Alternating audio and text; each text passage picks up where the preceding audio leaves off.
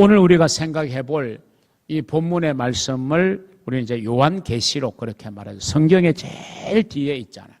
오늘 본문은 또 제일 뒤에 중에서도 제일 뒤에 장에 있는 내용의 말씀을 우리가 생각해 보아요. 자, 요한계시록.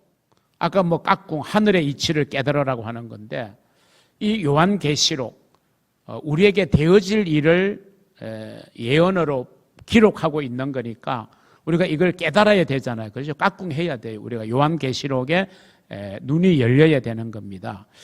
이 요한계시록의 주제가 뭘까 한번 생각해 보면요, 간단합니다. 그냥 종말에 관한 겁니다. 마지막 때, 우리 인간의 마지막 때를 우리에게 알려주는 이게 이제 요한계시록입니다. 요한이 계시를 받아 기록했다. 그래서 요한계시록 이렇게 성경 이름이 붙여져 있죠. 그렇기 때문에 이 요한계시록은 사실 우리에게 좀 두려움을 주기도 한 책이죠. 왜? 막 심판의 이야기가 나오고 막 전쟁 이야기가 나오고 막 용들의 싸움이 나오고 뭐 어떻게 읽어보면 그 내용들을 보면 굉장히 좀 두려움, 무서움이 있는 책이기도 합니다. 그리고 계시록에는 굉장히 상징적인 뜻을 가진 단어들이 많이 나와요. 그래서 좀 해석하기도 어렵고, 그래서 이 요한계시록은 우리가 쉽게 해석하기가 참 어려운 내용이다, 이런 생각들을 대부분의 사람들이 하고 있어요. 그런데 아이러니하게 우리 한국에 많은 이단들이 있잖아요. 잘못된 이단들이 가장 많이 또 사용하는 책이 있다고 하면 그게 바로 요한계시록이에요. 그런데 이 본문의 말씀은 이 계시록에 대한 명확한 태도를 오늘 우리 그리스도인들에게 가르쳐 주고 있어요. 자, 같이 한번 7절을 읽어보겠습니다. 보라, 내가 속히 오리니 이 두루마리의 예언의 말씀을 지키는 자는 복이 있으리라. 자, 이 두루마리의 예언의 말씀, 이건 곧 요한계시록을 말하죠. 내가 속히 오리니 이 계시록의 말씀을 뭐 하는 자가 복이 있다? 지키는 자가 복이 있다.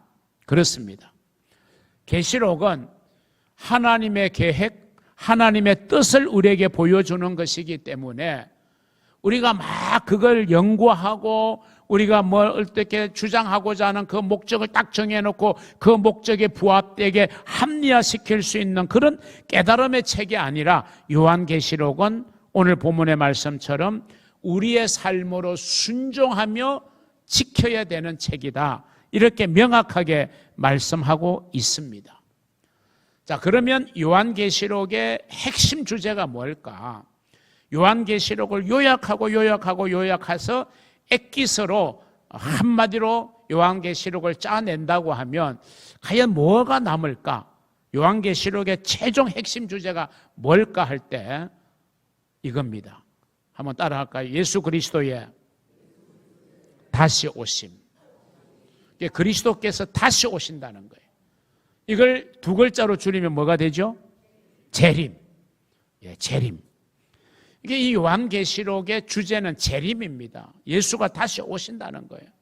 이제 그 내용은 제가 쭉 앞으로 지금 살펴볼 겁니다. 그래서 오늘 이 본문의 말씀은 그리스도의 은혜로 구원받은 우리들이 예수님이 다시 오신다는 이 미래의 사건, 약속에 대한 것을 우리가 믿고, 믿으니까 우리는 그것을 바라보아야 되잖아요. 예수의 다시 오심을 우리는 기대하고 바라보아야 되잖아요. 그래서 믿고 바라보면서 우리는 어떤 자세, 무엇을 하면서 또 무엇을 지키면서 살아야 되는가, 이것이 바로 이제 오늘 재림의 복음이라는 제목의 말씀을 통하여 여러분과 함께 은혜를 나누고자 하는 것입니다. 자, 그 첫 번째, 우리가 믿어야 될 재림의 복음은 그 내용이 무엇이냐라고 하는 것입니다.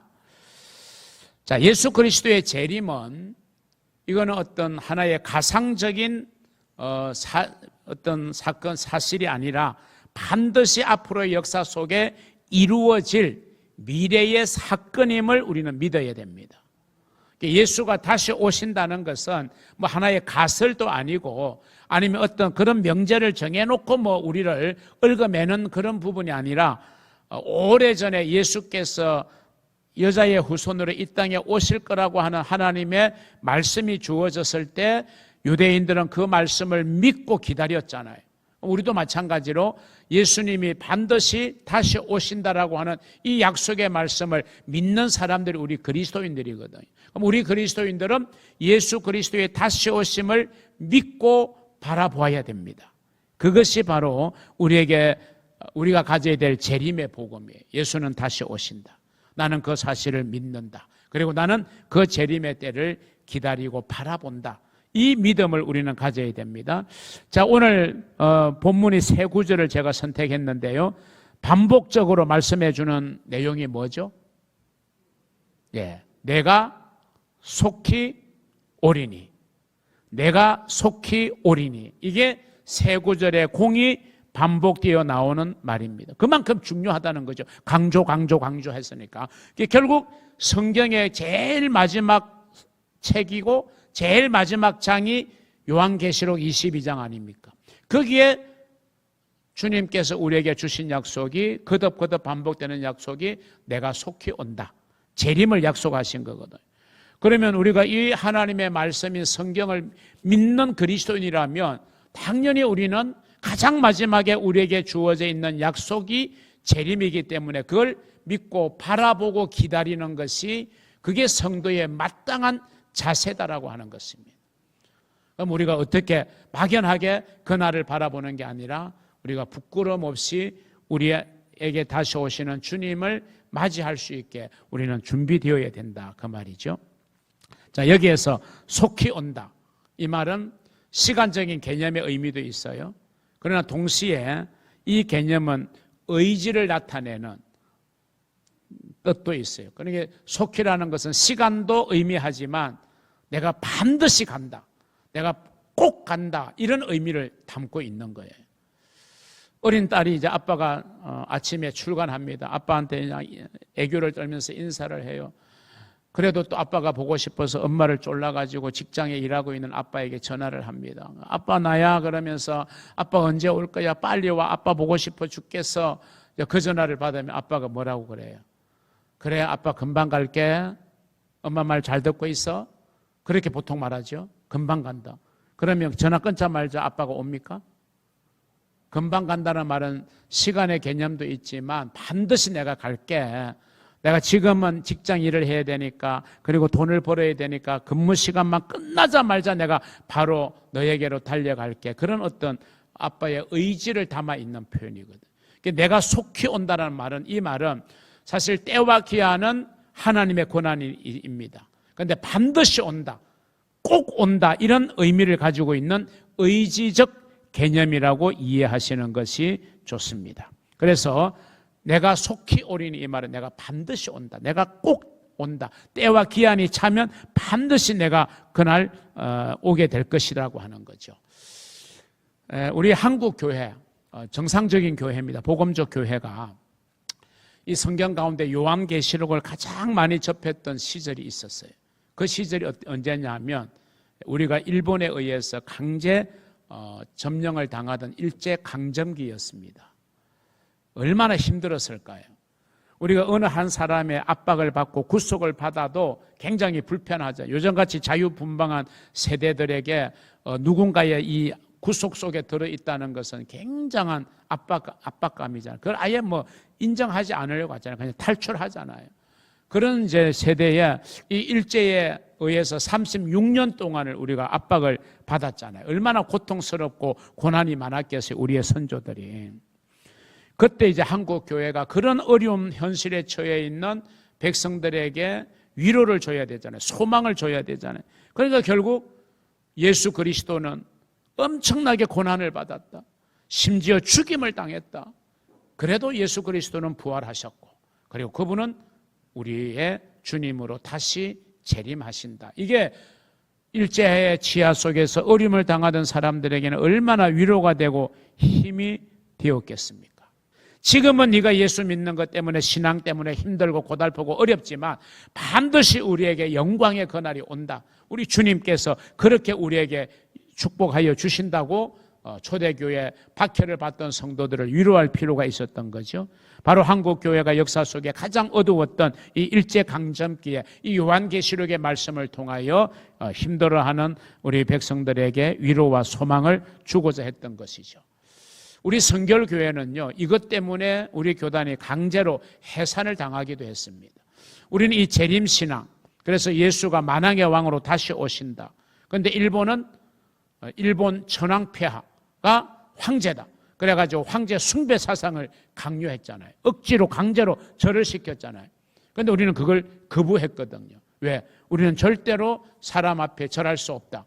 그래서 그것 때문에 1943년 12월 28일 날 일제는 우리 성결교단을 강제로 해산시키고 산하의 모든 성결교회에 출입문을 폐쇄하고 순사들을 칼을 채워서 그 예배당을 지켰습니다. 그래서 예배당에 오는 것을 아예 가로막았어요. 그러다가 이제 우리가 해방을 맞이하게 되었다. 그만큼 우리 기독교 대한성결교회는 고난의 역사가 있었던 것이요. 그래서 우리 교단의 마크가 가시밭에 백합화. 가시는 고난을 상징하잖아요. 아무리 고난이 있어도 백합이 피어서 백합의 아름다운 향기를 내는 것처럼 우리 교단이 일제에 의해서 강제로 해산당했지만 또 6.25로 인해서 엄청나게 어려움을 당했고 중요한 지도자들이 끌려가 납북되었고 순교되었지만 우리 교단이 이렇게 정말 한국 사회에 좋은 선한 영향을 끼치는 교단이 되어졌다. 그래서 가시밭의 백합화가 우리 기독교 대한성결교회를 상징하는 교단 마크가 되어졌던 것입니다. 자, 이렇게 어려울 때 우리 성도들은 더 신앙에 열심을 가졌고 더 기도했어요. 그런데 여러분, 시간이 흘러서 모든 것이 풍요롭고 또 편안한 시대에 살게 되면서 사실 이 요한계시록, 예수님이 다시 오신다, 심판의 주로 오신다라고 하는 이 말씀은 좀 회피하고 싶은 말씀으로 전략해버리고 말았어요. 더더구나 풍요로움 속에서 어려운 때를 겪어보지 못한, 그래서 어려움을 경험하지 못한 다음 세대들은 자신의 세대에 자신들의 삶에 예수 그리스도가 왜 필요한지, 구세주가 왜 필요한지를 전혀 느끼지 못하는 그런 안타까움이 오늘의 다음 세대들 속에는 많이 있습니다. 그렇기 때문에 반드시 이루어지는 이 미래의 사건인 예수 재림, 예수 구원의 사건은요, 오늘 모든 사람들에게 어느 때보다도 강력하게 선포되어야 될 구원의 복음인 줄로 믿습니다. 자, 둘째로 넘어가서 그러면 우리가 알아야 될 재림의 복음이 무언가라고 하는 것입니다. 예수 그리스도의 재림을 한마디로 요약하면요, 이겁니다. 따라 하십시다. 하나님 나라의 완성. 예수 그리스도의 재림은 하나님의 나라, 우리가 바라보는 거잖아요. 우리의 소망이잖아요. 그 소망이 완성되는 날이 바로 예수 그리스도의 재림입니다. 예수가 이 땅에 오셨잖아요. 우리의 구원자로. 그분이 오셔서 처음으로 우리에게 외치신 말씀이 뭐죠? 회개하라, 천국이 가까이 왔다. 핵심은 천국이에요. 천국, 하나님의 나라가 우리에게 왔어요. 그럼 그 하나님의 나라에 들어가야 되잖아요. 그 들어가는 조건이 뭐냐? 회개인 거예요. 회개해라. 그러면 천국이 너희들에게 임한다. 이런 뜻이거든요.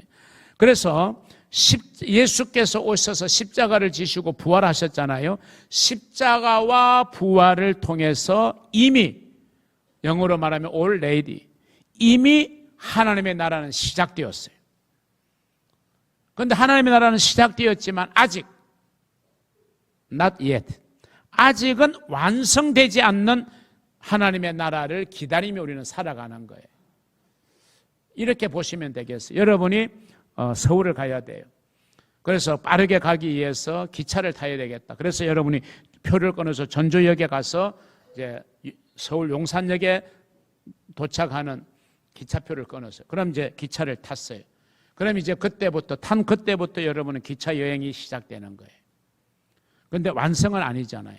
계속 역을 거쳐가지고 마지막 용산역에 도착해야 비로소 여러분의 목적지가 완성되는 거거든. 마찬가지. 우리가 예수를 믿음으로 우리는 이미 하나님의 나라 구원의 열차에 탑승했어요. 그런데 이건 지금 계속 진행형이에요. 현재 진행형이에요. 이 하나님의 나라의 구원 열차는요, 하나님의 나라가 종점이에요. 하나님의 나라에 도착해야 돼요. 지금 그것이 바로 우리가 이미 시작되었지만 그러나 아직은 완성되지 않는 그 하나님의 나라를 우리는 기다리고 살아가는 겁니다. 다시 말하면 이미와 아직, already와 not yet, 이 사이에서 지금 우리는 살고 있는 게 우리 교회와 성도들입니다. 그래서 교회와 성도는 주님의 재림을 기다리고 있는 거예요. 자, 그동안 2000년의 기독교 역사 속에 많은 사람들, 미전도 종족에게 복음을 전했습니다. 그런데 아직도 복음을 듣지 못한 미전도 종족이 많이 있어요. 그러기에 지금도 여전히 복음 전하는 일을 멈추지 않고 있는데 그 이유는 한마디로 말하면 하나님의 나라의 완성, 즉 그리스도의 재림 때문인 것입니다. 예수의 재림을 준비하기 위하여 기꺼이 우리가 복음의 도구가 되기로 작정하는 이들의 발자취는 오늘도 끊임없이 세계 도처에서 계속되고 있습니다.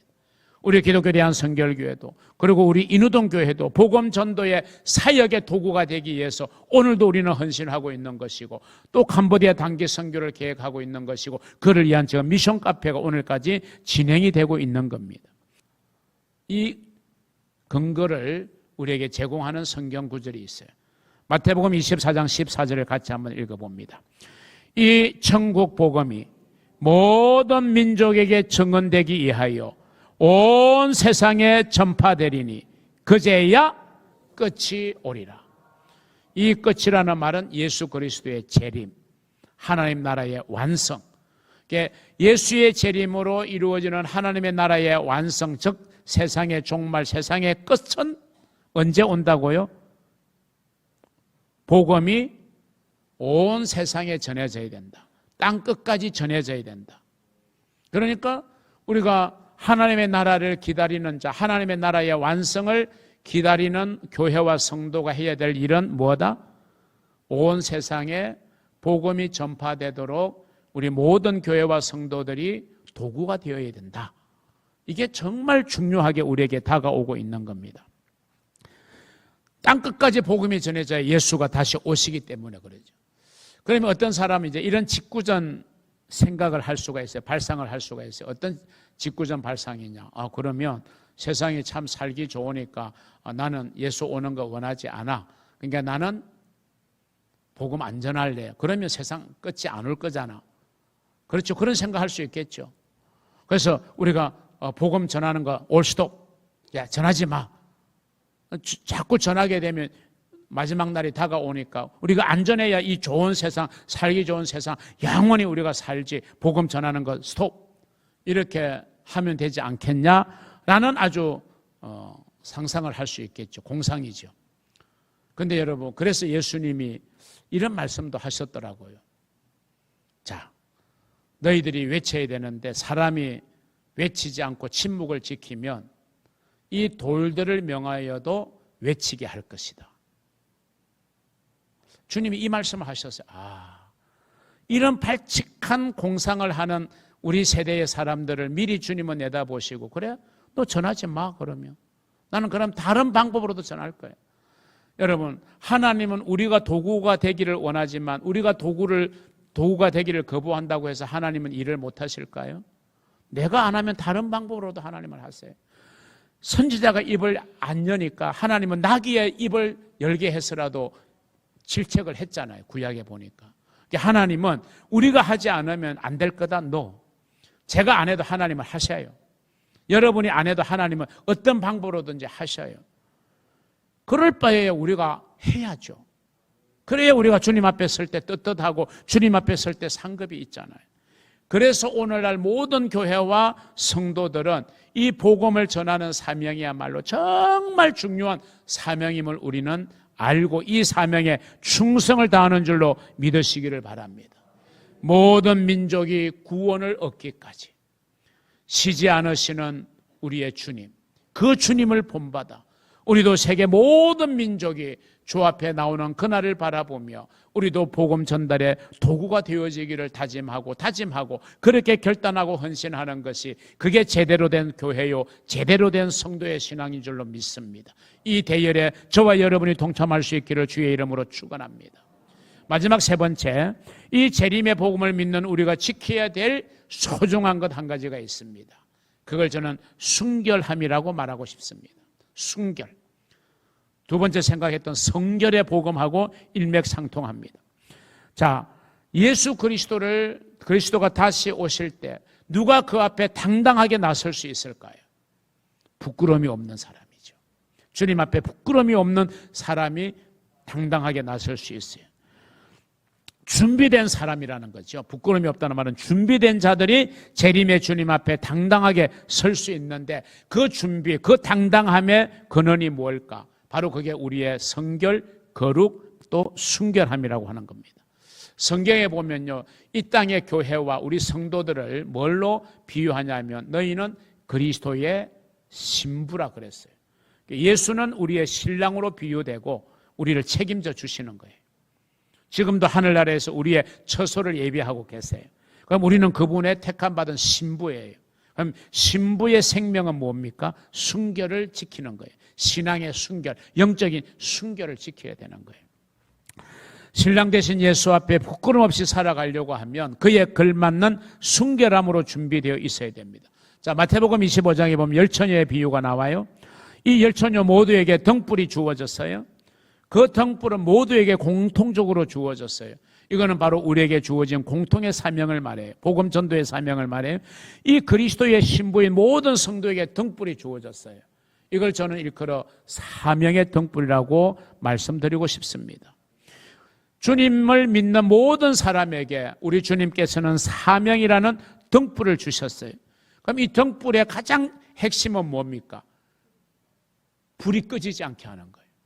그럼 불이 꺼지지 않게 하려면 뭐가 공급되어야 돼요? 기름이 공급돼요. 그래서 어리석은 다섯 처녀와 슬기로운 다섯 처녀로 딱 구분이 되는데, 슬기로운 다섯 처녀는 기름을 준비하여 신랑이 드디어 오지만 등불이 꺼지지 않았어. 그런데 미련한 다섯 처녀, 어리석은 다섯 처녀는 기름을 준비하지 못해서 등불을 유지하지를 못해서, 그래서 신랑을 맞이하지 못했다고 비유적으로 설명하고 있어요. 자, 오늘 우리의 사명의 등불, 십자가의 등불, 복음 전도의 등불에 우리가 기름을 채워야 돼요. 계속. 그래서 우리의 사명의 불이 꺼지지 않아야 돼요. 복음 전도의 불이 꺼지지 않는 교회가 좋은 교회죠. 기도의 불이 꺼지지 않는 교회가 되고 성도가 되어야 되는 것처럼요. 결국 이 사명의 등불에 우리가 공급해야 될 기름은 성령의 기름, 성령 충만을 통한 성결의 기름을 우리가 계속해서 공급할 때 우리의 사명의 등불을 환하게 밝힐 수 있는 줄로 믿으시기를 바랍니다. 그를 위하여 여러분 매일 성령님과 친밀한 교제를 이루어 가시기를 주님의 이름으로 축원합니다. 사랑하는 성도 여러분, 우리 성도와 교회는 주님의 재림이 반드시 이루어질 것을 믿는 재림의 복음을 우리는 믿고 살아야 됩니다. 그런 우리는 예수께서 재림하시는 그날까지 우리의 손에 쥐어주신 사명의 등불을 꺼지지 않게 하고, 믿음의 등불을 사라지지 않게 하고, 끝까지 그 등불을 잘 유지하고 밝혀야 됩니다. 그러면서 우리가 주님 앞에 설 때에 부끄러움 당하지 않도록 우리는 깨어서 성령의 기쁨으로 우리는 충만해야 되고, 사명을 잘 감당해야 되고, 복음 전하는 일을 잘 감당해야 됩니다. 여러분, 우리가 갈 수 있다면 좋지만 우리가 갈 수 없다면 보내는 일이라도 우리는 해야 됩니다.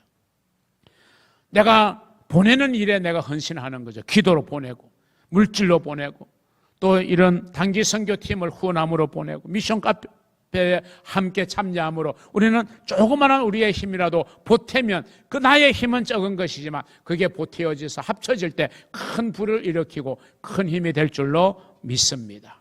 재림의 복음 꼭 확신하시고, 재림을 바라보고 기다리는 저와 여러분 깨어 정말 주님의 일에 헌신하고 사명의 등불을 환하게 밝혀나가시는 그런 성숙한 성도, 성숙한 교회가 되어지기를 주님의 이름으로 축원합니다.